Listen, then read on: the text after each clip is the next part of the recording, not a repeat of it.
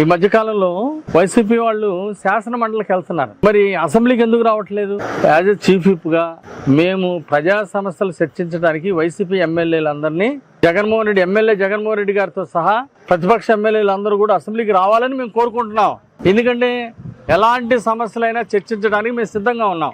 మీరు జీతాలు తీసుకుంటున్నారు కానీ అసెంబ్లీకి రారు. ఏంటి సంస్కృతి? అంటే ప్రజలు మిమ్మల్ని గెలిపించింది దేనికి? అంటే ప్రజా సమస్యలు అసెంబ్లీలో మీరు ప్రతిపక్ష ఎమ్మెల్యేలుగా మిమ్మల్ని ఎందుకు గెలిపించారు?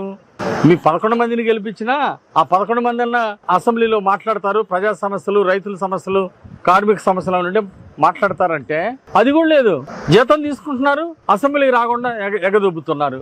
ఇదేం సంస్కారం అండి? వాళ్ళు అధికారం ఉన్నప్పుడు అవినీతి చేసి దోసుకోవడానికే పనికి వస్తున్నారు కానీ ప్రతిపక్షంలో ఉన్నప్పుడు ప్రజా సమస్యలు మాత్రం పట్టించుకోరు. కానీ ట్రాన్స్పరెంట్ గా బ్రహ్మాండంగా జరిగినటువంటి డిఎస్సి పరీక్షలు గుడిసెలో ఉండే పేదోడికి రూపాయి ఖర్చు లేకుండా మెరిట్ లో ఈరోజు డిఎస్సిలో టీచర్ ఉద్యోగం వచ్చింది. దాన్ని అభినందించాల్సింది పోయి మాజీ ముఖ్యమంత్రి ఇలాంటి వాటి మీద బురద చల్లుతున్నారు. నిజమైన ప్రజా సమస్యలు ఏమన్నా, రైతుల సమస్యలు ఏమన్నా ప్రభుత్వం దృష్టి తీసుకురావట్లా. అసెంబ్లీకి రారు, చర్చించరు. కానీ బయట నుండి మాత్రం బురద చల్లుతారు. అసత్య ప్రచారాలకి బ్రాండ్ అంబాసిడర్ జగన్మోహన్ రెడ్డి. ప్రపంచంలో ఏదైనా అవార్డు ఉంటే అసత్యాలకి, బ్రాండ్ బిల్డింగ్ ఏదైనా ఉంటే, అవార్డు ఏదైనా ఉంటే అది జగన్మోహన్ రెడ్డికి ఇవ్వాలి. నంది అవార్డు లాగా అబద్ధాలకి, అసత్య ప్రచారాలకి, కుట్రలకి, కుయుక్తులకి ఒక అవార్డు ఏదైనా ఉంటే అది జగన్మోహన్ రెడ్డి నంబర్ 1 అర్హుడు. ఈరోజు గతంలో వాళ్ళు సరిగా గ్రూప్ 1 ఎగ్జామ్స్ లో అవకతవకలు పాల్పడి అవినీతి చేసి యువతని మోసం చేసి ఉద్యోగాల పేరుతో నిరుద్యోగులను దగా చేశారు వైసీపీ పాలనలో. ఈరోజు నిజాయితీగా ట్రాన్స్పరెంట్ గా జరిగిన టీచర్ ఉద్యోగాలు తప్పుడు కేసులు పెట్టి ఆపాలని చూశారు, ఆగలేదు. కోర్టు నిబంధనల మేరకు పరీక్షలు జరిపారు, మెరిట్ లో ఉద్యోగాలు ఇచ్చారు.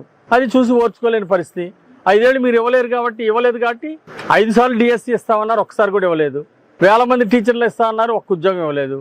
ఈరోజు ఎన్డీఏ ప్రభుత్వం ఇచ్చిందని ఈరోజు ఎందుకు అంత కళ్ళమంట?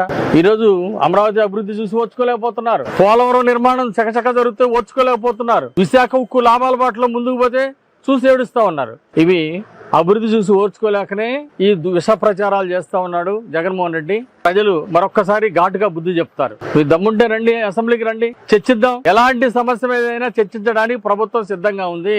మీకు దమ్ముంటే రండి, అసెంబ్లీకి రండి, చర్చించుకుందాం. ట్రాన్స్పరెంట్ గా జరిగినటువంటి డిఎస్సి మీద ఎందుకు అసత్య ప్రచారాలు? ఎందుకు మీ అసత్య ప్రచారాలు, దుర్మార్గ ప్రచారాలు, తప్పుడు ప్రచారాలు నమ్మే పరిస్థితిలో ప్రజలు లేరు. మీరు ఎందుకు ఇలా చేస్తారు? మీరు ఎన్ని తల్లకిందులుగా తపస్సు చేసినా మిమ్మల్ని నమ్మే పరిస్థితిలో ప్రజలు లేరు.